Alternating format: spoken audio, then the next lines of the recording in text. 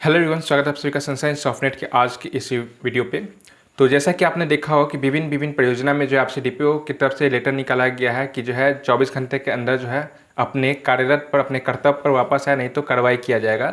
तो इसको लेकर जो है संघ ने जो है वो आईसीडीएस को, निदेशक को और समाज कल्याण मंत्री को एक पत्र भेजकर कहा है कि जो सरकार हवाला देती है कि जो है सुप्रीम कोर्ट का आदेश का यहाँ पर उल्लंघन हो रहा है, जो 300 दिनों का पोषाहार है वो लाभार्थी तक नहीं पहुँच रहा है, तो क्या सरकार जो है खुद सुप्रीम कोर्ट का आदेश का अवहेलना नहीं करती है?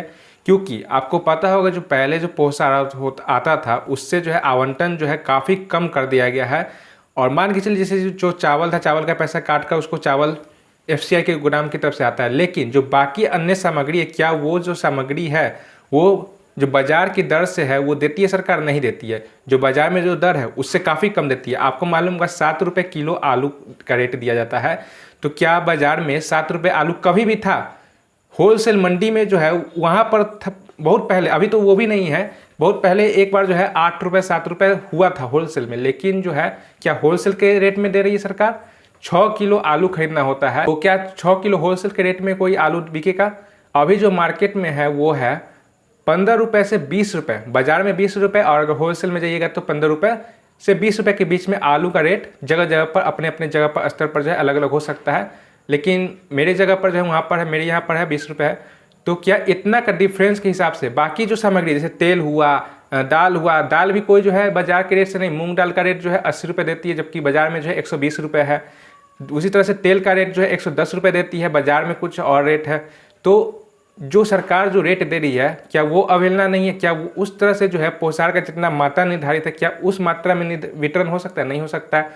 दूसरा, सुप्रीम कोर्ट का जो आदेश था, जो सेविका जिनका रिटायरमेंट हो चुका है उनको ग्रेच्युटी भुगतान करने के लिए जो सेविका है वो ग्रेच्युटी की हकदार है, लेकिन बिहार सरकार जो है ग्रेच्युटी भुगतान नहीं कर रही है, तो वो भी सुप्रीम कोर्ट के अवहेलना कर रही है।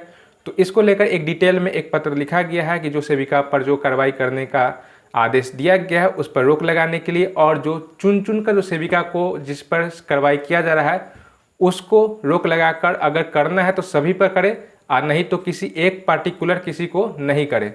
तो इस पत्र में क्या कहा जा रहा है, चलिए पढ़कर सुनाते हैं। ये जो पत्र निकाला गया है ये बिहार राज्य आंगनबाड़ी संयुक्त संघर्ष समिति इनके द्वारा निकाला गया है, जो कि कुमार विनेश्वर सिंह का संघ है। और इस पत्र का जो निकालने का तिथि है वो है 27 अक्टूबर, यानी कि कल के डेट में इस पत्र को निकाला गया है। इस पत्र को जो है निदेशक आईसीडीएस निदेशालय को भेजा गया है, और इस पत्र का जो विषय है वो है हड़तालरत सेविका सहायिका के साथ कार्रवाई पर रोक लगाने के संबंध में। इस पत्र में कहा जा रहा है, महाशय, संविधान सभी नागरिकों को समानता से जीने का अधिकार देता है और न्यूनतम मजदूरी हासिल करने का प्रावधान भी मजदूरों के लिए है। साथ ही संविधान प्रदत्त अधिकारों को दिलाने का दायित्व सभी सरकारों को है। ऐसा नहीं करने पर सरकार के विरुद्ध जनतांत्रिक तरीके से आंदोलन, हड़ताल करने का संविधान प्रदत्त अधिकार है। संगठित होकर आंदोलनरत मजदूरों पर व्यक्तिगत तौर पर कार्रवाई करने के विरुद्ध आपराधिक मामले बनते हैं, जिसके तहत न्यायालय जाने का अधिकार सभी सेविका सहायिका को है। इसलिए प्राधिकारी से आग्रह है कि आप सक्षम हैं तो सामूहिक कार्रवाई करें, अन्यथा व्यक्तिगत कार्रवाई करने पर आपके विरुद्ध मजबूरन आपराधिक मामले के तहत न्यायालय में जाने के लिए स्वतंत्र होंगे। तो संघ यहाँ पर कह रही है कि अगर आप जो है किसी पर्सनल आदमी को चुन कर जो है उस पर कार्रवाई कीजिएगा तो फिर आपके विरुद्ध जो है एक आपराधिक मामले में हमें जो है न्यायालय में जाना होगा, कोर्ट में जाना होगा। आगे इसमें कहा जा रहा है, जब संवेदनहीन गैर लोकतांत्रिक कदम उठाते हुए सरकार और विभाग द्वारा सर्वोच्च न्यायालय के न्यायाधीशों और खाद्य सुरक्षा अधिनियम 2013 के कर्तव्यों का नापाक इरादे से बार बार बोध कराई जा रही हो, तब संगठन और संघर्षरत सेविका सहायिकाओं को सरकार और विभाग से जानने का हक है कि पहला, क्या बढ़ती महंगाई के बावजूद बजट में भारी कटौती करना, 300 दिनों तक पर्याप्त पौष्टिक आहार मुहैया नहीं कराना माननीय सर्वोच्च न्यायालय के न्यायाधीशों का और खाद्य सुरक्षा अधिनियम 2013 का उल्लंघन नहीं है? दूसरा, क्या बाजार भाव से कम कीमत में और प्रति बच्चा 1 रुपये के हिसाब से नाश्ता हेतु राशि मुहैया कराकर प्राप्त पौष्टिक युक्त राशन उपलब्ध नहीं कराना गरीब बच्चों के साथ भद्दा मजाक और माननीय सर्वोच्च न्यायालय के न्यायाधीशों और खाद्य सुरक्षा अधिनियम 2013 का घोर उल्लंघन नहीं है? तीसरा, क्या महिला कर्मियों से कम मजदूरी पर ज़्यादा काम करवाना, वाजिब मजदूरी हेतु जनतांत्रिक तरीके से संघर्ष करने और संवैधानिक अधिकार पर कानून का सहारा लेकर दमन करना मानवाधिकार न्यूनतम मजदूरी अधिनियम तथा माननीय सर्वोच्च न्यायालय के न्यायाधीशों का घोर उल्लंघन और दंडनीय अपराध नहीं है। चौथा, शांतिपूर्ण आंदोलन के माध्यम से मांग की जा रही वाजिब मांग पर विचार नहीं करना और कठोर आंदोलन जैसे हड़ताल, भूख हड़ताल, आत्मदाह के लिए मजबूर करना, आंदोलनरत कर्मियों से संतोषजनक वार्ता न करना एवं आंदोलन के विरुद्ध दमनकारी नीति अपनाना गैर जिम्मेदाराना, अलोकतांत्रिक कदम, संविधान विरोधी, न्याय विरोधी, न्यायाधीशों का घोर उल्लंघन और दंडनीय अपराध नहीं है क्या।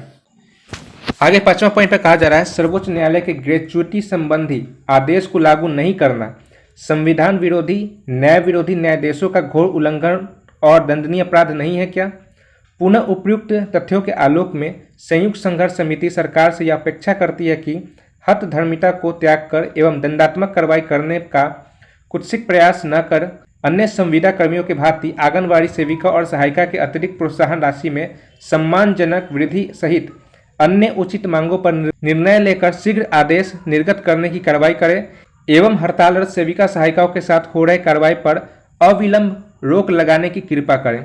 अतः श्रीमान को सादर सूचनार्थ एवं आवश्यक कार्रवाई हेतु प्रेषित भवदीय। और यहाँ पर बिहार राज्य संयुक्त संघर्ष समिति का जो कि इनके जो यूनियन के हेड है वह कुमार विनेश्वर सिंह महासचिव है और मीना कुमारी राज्य सचिव है।